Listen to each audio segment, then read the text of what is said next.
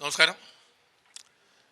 Kasaragod embassy ഈ web series തീർത്തും ഞാൻ ആദ്യമായിട്ടാണ് ഒരു വെബ് സീരീസ് ഞാൻ ആദ്യമായിട്ടാണ് ചെയ്യുന്നത്. ഇതിനു മുമ്പ് ഒരുപാട് ഓഫർ വന്നിട്ടും ചെയ്യാൻ സാധിച്ചിട്ടില്ല. കാസർഗോഡ് എംബസിയെക്കുറിച്ച് പറയുകയാണെങ്കിൽ തീർത്തും വ്യത്യസ്തമായ ഒരു പ്രമേയമാണ്.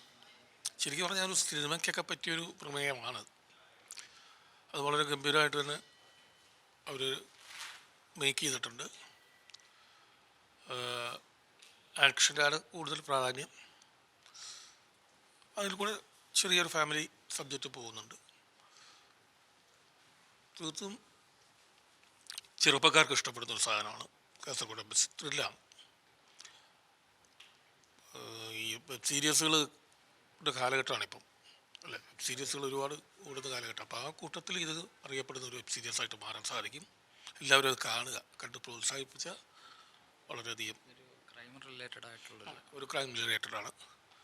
അതാണ് ഞാൻ പറഞ്ഞത്, സിനിമയ്ക്കൊക്കെ പറ്റിയ പ്രമേയമാണ്. ഒരു ക്രൈം റിലേറ്റഡാണ്. അത് ചെയ്തിരിക്കുന്നത് വളരെ ഇൻട്രസ്റ്റ് ആയിട്ട് തന്നെ ചെയ്തിട്ടുമുണ്ട്. നല്ല ആർട്ടിസ്റ്റുകളാണ് ചെയ്തിരിക്കുന്നത്. മറ്റേ മാർക്കോയിലെ വില്ലൻ, അങ്ങനെ വെളിയിൽ നിന്ന് വന്നിട്ട് ഇവരൊക്കെ ഉണ്ട്. എല്ലാം കൊണ്ടും നല്ലൊരു പ്രൊജക്റ്റാണ്.